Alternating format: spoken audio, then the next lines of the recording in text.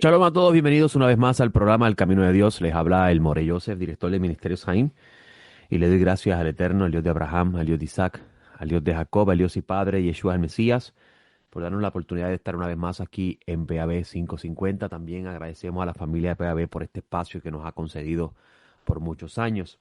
Hoy nos encontramos en el día 9 del mes de septiembre, equivale al día 18 del mes de Resván.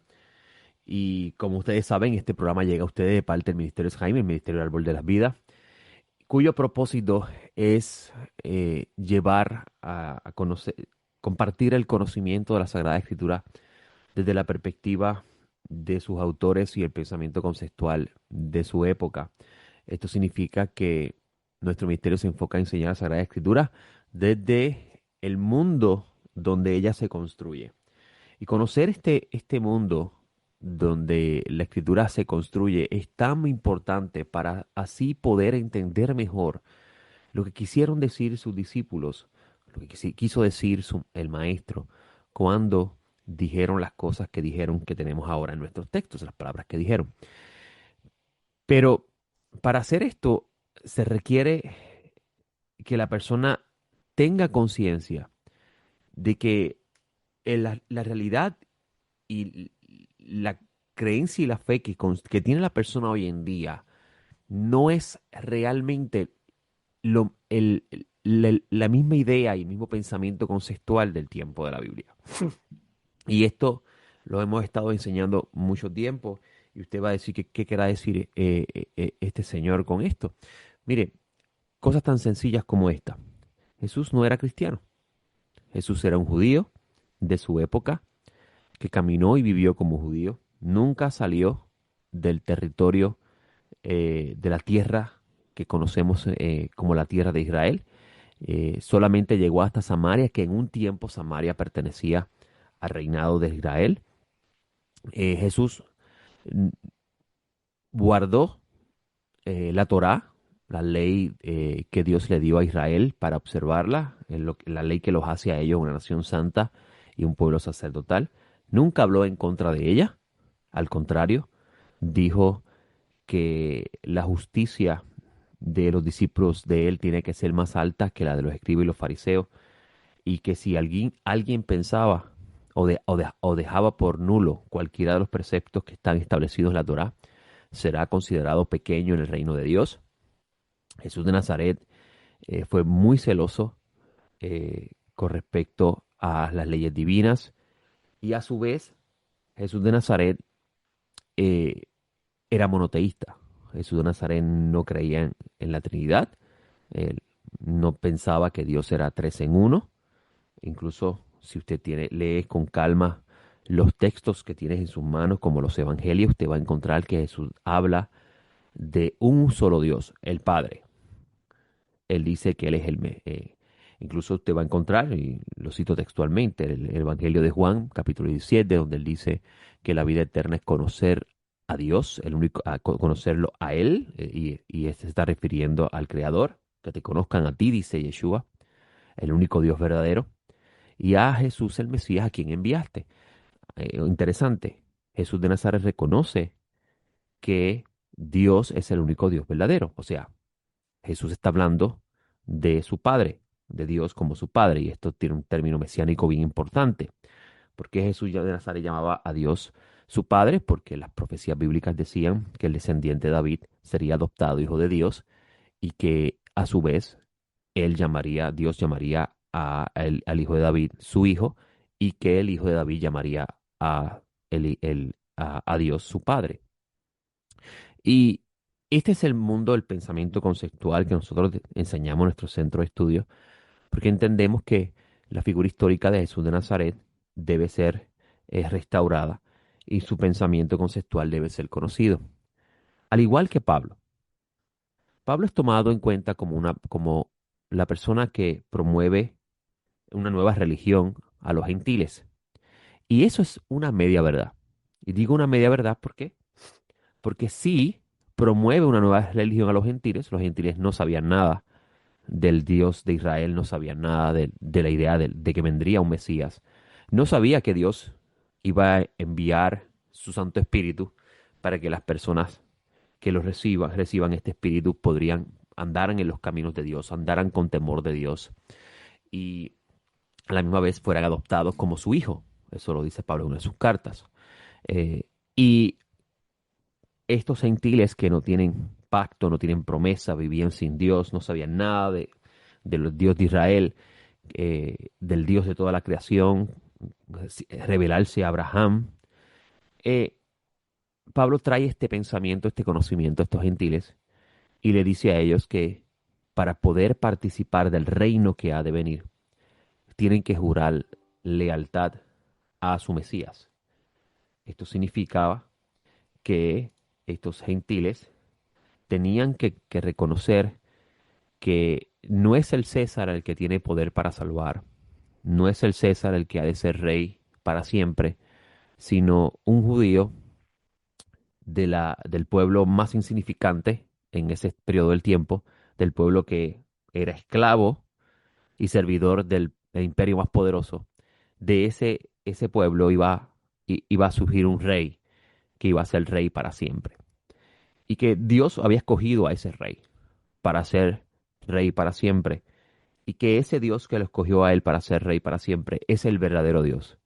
Y que todos los dioses de las naciones son nada y que eventualmente desaparecerán. Y solamente quedará el Creador como el único Dios. Este es el mensaje que trae Pablo de Tarso a los gentiles y con ello le trae la esperanza de participar de ese reino en la resurrección de los muertos y la transformación del cuerpo y la esperanza de el sufrimiento y la injusticia de este mundo, del tiempo donde ellos vivían, desaparecer para una era de justicia y paz, como Dios había prometido por medio de los profetas. Pero para que ese tiempo, para que ese día llegara, primero era necesario que ocurriese el juicio de Dios sobre toda la tierra poblada, para eliminar así el mal de toda la tierra. Los gentiles no conocían nada de este pensamiento apocalíptico del judaísmo del segundo templo, porque ellos no tenían Biblia como nosotros. Nosotros tenemos acceso a la Biblia, pero en los tiempos que estos autores escribieron las cosas que escribieron y las dieron a conocer, no todo el mundo tenía acceso a estos libros sagrados. Dependían de ir a lugares donde estos libros eran leídos para poder conocer de estas cosas. Por eso es que usted va a encontrar que las sinagogas del exilio, o sea, las sinagogas fuera de la tierra de Israel, eh, la sinagoga donde estaban los judíos helenos, habían gentiles conocidos como los temerosos de Dios.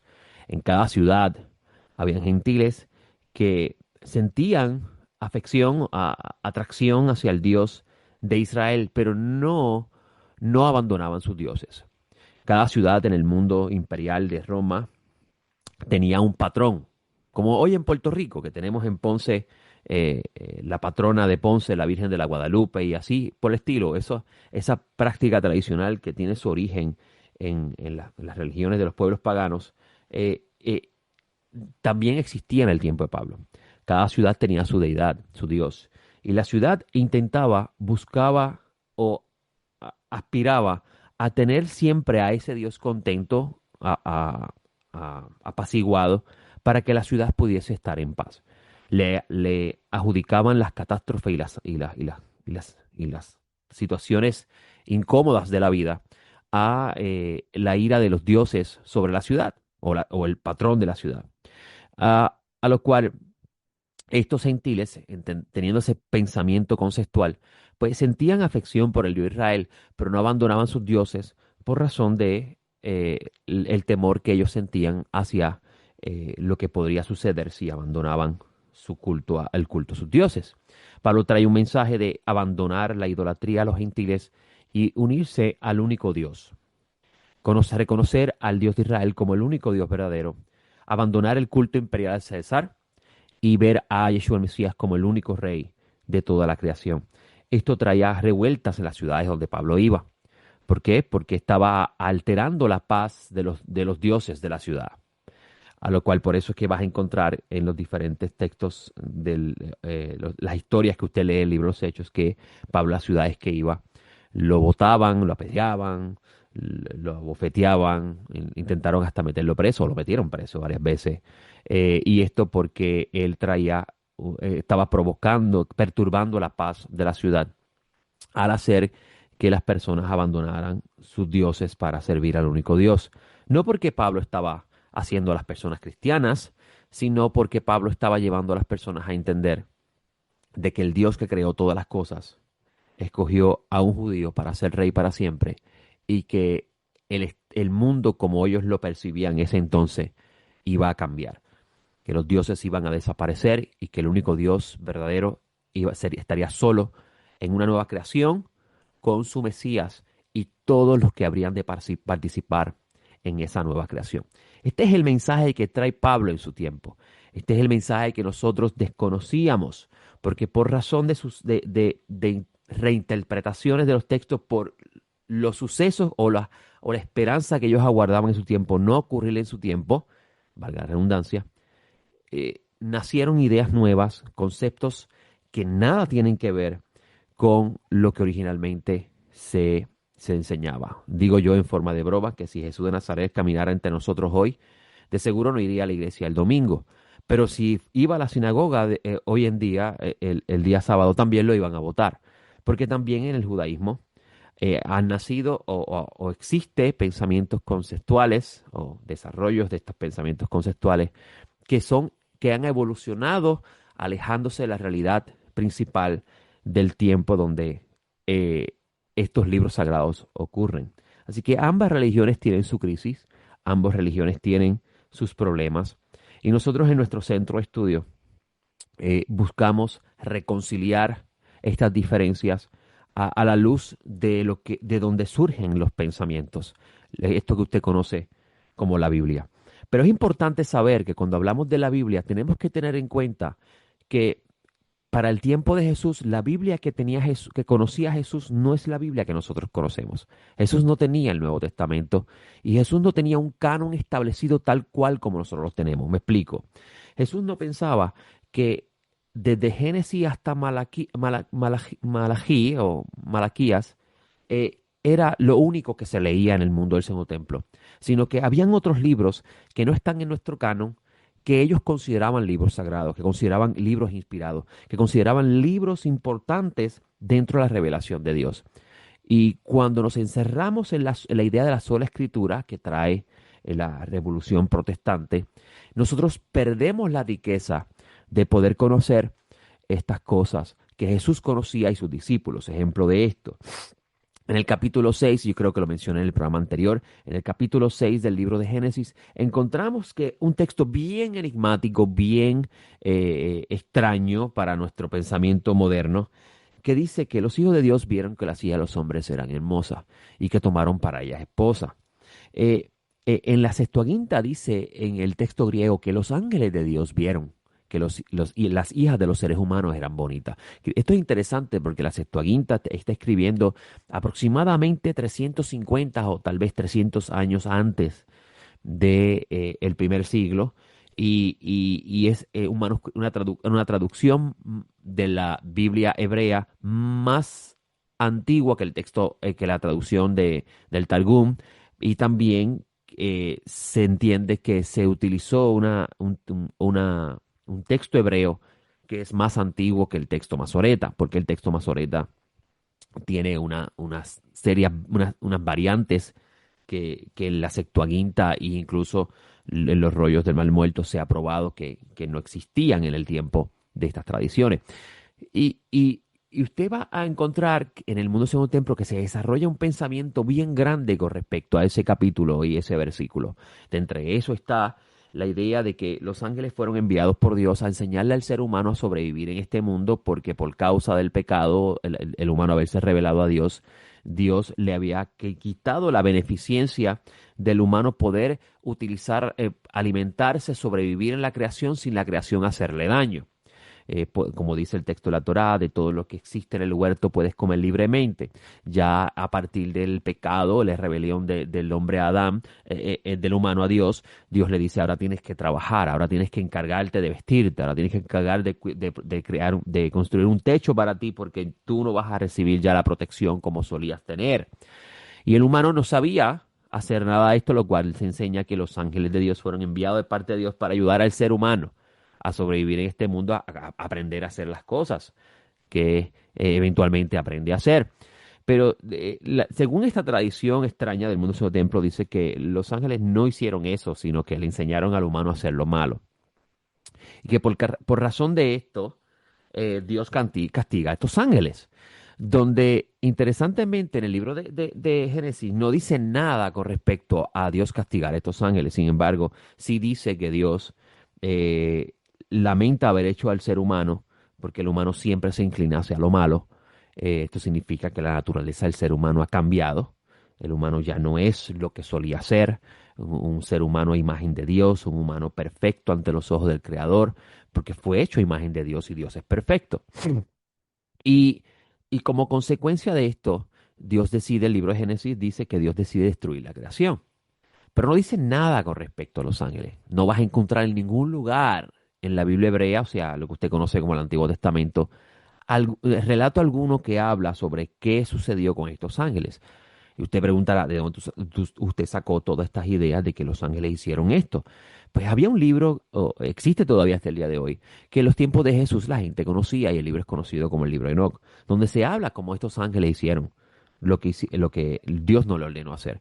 Y a la misma vez, como Dios los castigó.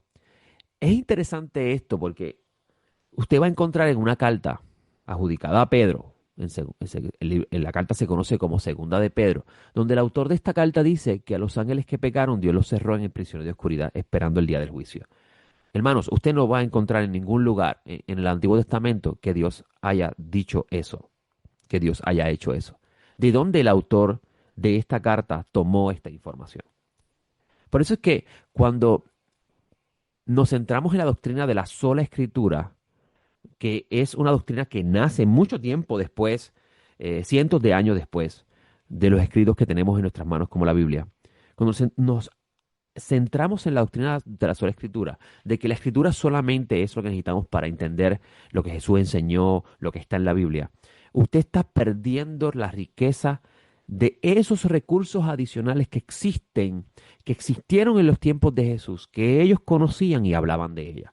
¿Dónde está escrito en la Biblia que el ángel malvado disputaba el cuerpo de Moisés con el ángel Miguel? Eso no está escrito en ningún lugar de la Biblia. ¿De dónde él sacó eso?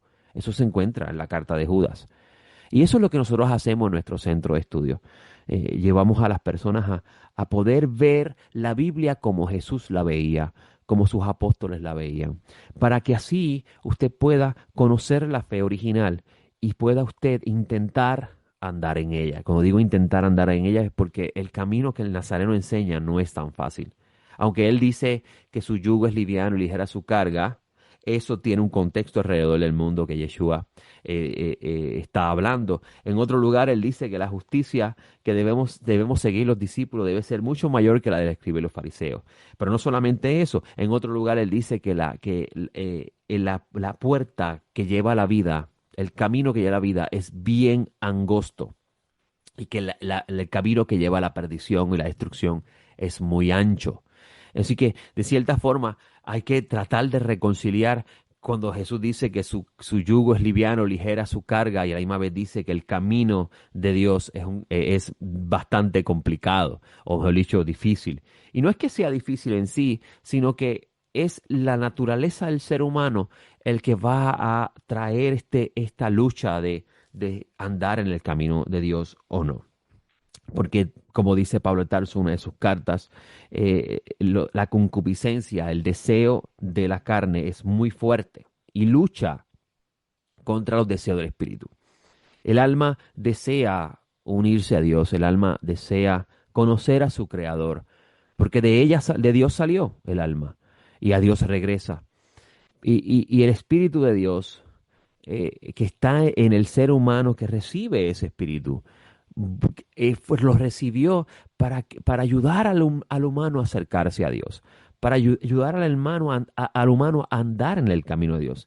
Pero es tan fuerte la materialidad, es tan fuerte el materialismo, es tan fuerte lo físico, porque es lo que vemos todos los días, que por eso es que decimos que el camino es difícil. Pero, como enseñan los nazarenos, tenemos una gran esperanza, y es que por medio del Mesías, tenemos eh, la bendición, podemos decir así, y la responsabilidad de llevar este camino y saber que Dios ha puesto a su Mesías como el que ha de llevarnos a la meta. Y ayer yo estaba hablando de esto en el centro de estudio, y para los que no me escuchan por primera vez, el centro de estudios hebraico, el Camino Nazareno, se encuentra ubicado en la carretera 511, kilómetro 1.8 del barrio Real en Ponce. Allí nos reunimos todos los sábados a partir de las 9 de la mañana y está en el centro comercial Plaza Renanón. Si usted entra al centro comercial Plaza Renanón, usted va a encontrar allí dos estacionamientos a la izquierda, dos edificios a la izquierda, el edificio pintado de blanco y gris, dando para la parte posterior hay una cortina azul. Allí está nuestro centro de estudio. Les tendemos una grata invitación, y si alguna vez desea comunicarse con este servidor y conversar de cómo puede encontrar nuestro centro de estudio, o tiene alguna pregunta sobre la escritura, puede hacerlo libremente llamando al 787-448-2423. Regreso a lo que estaba mencionando. Eh, esta es la esperanza de todos aquellos que estamos esperando el retorno del Mesías. La meta del Creador es llevar a la creación a como era al principio. Por eso es que estudiar los 5 libros de Moisés es importantísimo. E entender bien la historia de Génesis 1 hasta Génesis 11, incluso hasta el último versículo de Génesis 11, antes de que comienza la historia de Abraham, el primero que fue llamado a salir, el primero que fue llamado y escogido por Dios. Porque esto es interesante. Ayer yo estaba hablando sobre este tema en el centro de estudio. ¿El humano escoge a Dios o Dios escoge al humano? Algunos debatían, bueno, nosotros escogemos a Dios porque tenemos libre albedrío. Otros decían, no, no, Dios nos escoge a nosotros. Y este es así, incluso este es una de los temas del mundo del segundo templo. Había un grupo que decía, no, no, el ser humano tiene libre albedrío y él decide por sí mismo si quiere conocer a Dios y andar en sus caminos. Otros decían, no, no, no, Dios es el que escoge a la persona. El humano no puede escoger a Dios. Y esto se puede reconciliar, porque todos los pensamientos se reconcilian cuando nosotros nos paramos en el centro a mirar las diferencias de ambas partes y buscamos, extirpamos lo que no tiene sentido y unimos lo que sí tiene sentido. El ser humano sí fue creado con la libertad de escoger. Dos caminos hay en la vida. Uno conduce a la vida, otro conduce a la muerte. Y el ser humano está parado delante de él. Y él tiene la decisión de decidir si quiere andar o no en ese camino. Pero a la misma vez, para que el ser humano se pare en el camino de la vida, primero necesita que Dios lo llame. Porque el humano no conoce el camino de la vida. El humano lo que él conoce es el camino a la muerte. Esta es la sentencia que el Creador le dio. Para el humano poder conocer el camino a la vida, tiene que haber un llamamiento. Tiene que haber una voz divina que le diga a él, hijo de hombre, párate en el camino donde andas y mira a tu alrededor. Y determina si tú quieres continuar así. O yo te muestro el camino a la vida y anda en él. Ya hubo un llamado de parte de Dios. Si hubo un llamado es porque de entre todos los seres humanos el Creador se fijó en él y tuvo misericordia de él. Como dice Pablo de Tarso en la carta a los de Roma, a los discípulos del Maestro Nazaret, gentiles y judíos que están en Roma. Dios tiene misericordia de quien quiera tener misericordia. Así que el simple hecho nada más de que esa persona sienta en su interior que Dios lo está llamando, o pueda convencerse a sí mismo de que el camino que anda no está bien, ya de por sí podemos decir que hay un toque divino. ¿Por qué? Porque el Maestro Nazaret dice que es el Espíritu de Santidad el que convence al ser humano de que el camino que está teniendo no es. Cuando digo Espíritu de Santidad me refiero al Espíritu de Dios. A la misma vez es el Creador, bendito sea, porque el Espíritu Santo, el Espíritu de Dios es lo mismo. Significa que es una parte de Dios que se está manifestando dentro de la creación. No es una persona aparte a Dios, no es o sea, una persona aparte del Padre, es una doctrina que no tiene nada que ver con el mundo del segundo templo. El Espíritu de Dios que emana de Dios y se manifiesta dentro de la creación, eso lo vemos en Génesis, dice el maestro Nazaret, que es quien convence al ser humano de que el humano está en mal camino. Así que esto significa que para que el ser humano pueda recapacitar de sus caminos, de la vida que está teniendo, tiene que haber un toque divino.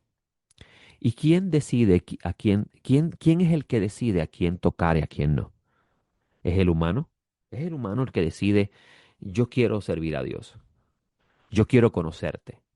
¿O es que hay un toque en un momento de la vida del ser humano que lleva al ser humano a recapacitar la vida que está teniendo, la dirección hacia dónde va? Y con ese pequeño toque que recibe comienza la decisión de cuál es el camino que debe andar. Por eso es que enseñamos en nuestro centro de estudio que sí, el ser humano tiene una aparente libertad de elección. Y digo aparente porque a fin de cuentas el libre albedrío es ilusorio. E incluso en estos días recientes leía a un científico hablando sobre eso, que el libre albedrío es una ilusión humana. Ya todo lo que va a suceder en la historia va a suceder. Y esto es interesante porque en el mundo segundo templo se debatían estos temas. Había un grupo sectario del mundo segundo templo, que son los que usted eventualmente va a conocer como los autores de los rollos del mal muerto, que decían, todo está decidido por Dios. Pero los fariseos decían, no, hay libre albedrío. Y los nazarenos decían, sí, hay libre albedrío, pero también todo está decidido por Dios. Y entonces, ¿cómo podemos reconciliar esto? Y esto, la respuesta a esto está en entender que sí hay un llamamiento de parte de Dios. Dios tiene misericordia de quien quiera tener misericordia. Pero después de ese llamamiento está, Dios deja en las manos del ser humano decidir si él quiere finalizar esa carrera o si perece a mitad de camino. Y esto es importante porque entonces nos lleva a preguntarnos, si Dios sabe quiénes son los que son, entonces ¿por qué Él oculta este misterio y lo deja en las manos del ser humano? Y esto me recuerda a un rabino cuyos libros son pues, si usted podría decirme, si usted me pregunta cuál es su rabino favorito, yo le voy a decir que mi rabino, mi maestro y mi amo es Yeshua el Mesías. Y su pensamiento es mi pensamiento porque Él es mi maestro. Y yo no soy digno de llamarme discípulo del maestro Nazaret porque el maestro Nazaret es muy, muy santo.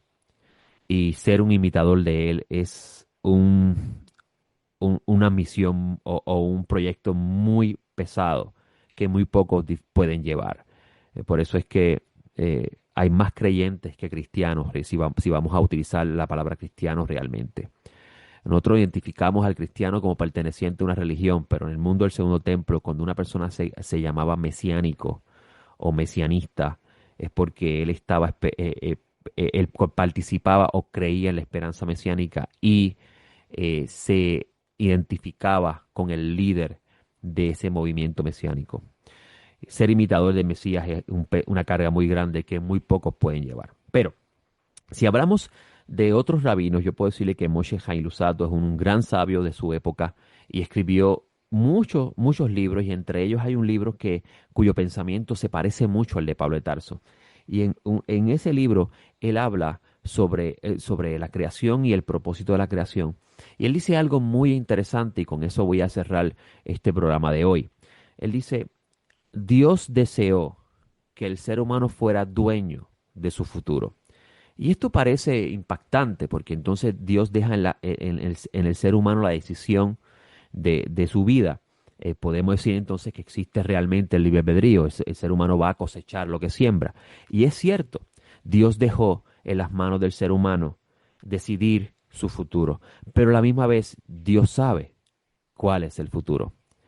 Pero esto Dios lo tiene escondido, porque si lo revelara, entonces el humano dejaría de ser humano. Y por consiguiente, podemos decir que Dios es el que llama y en las manos del ser humano está la respuesta. Si el humano no quiere responder, el culpable no es el creador, sino es el humano, que decidió por sí mismo endurecerse para su propia destrucción. Yo le doy gracias al Eterno por este espacio, por esta media hora que el creador y la familia de PAB me concede. Para mí es un gran honor estar con ustedes todos los Shabbat y con el favor de Hashem estaré la semana próxima, perdón, todos los domingos y con el favor de Dios estaré la semana próxima, al igual que los Shabbat en el Centro Estudio, hablando de las maravillas de Dios. De mi parte me despido. Hasta la próxima. Shalom.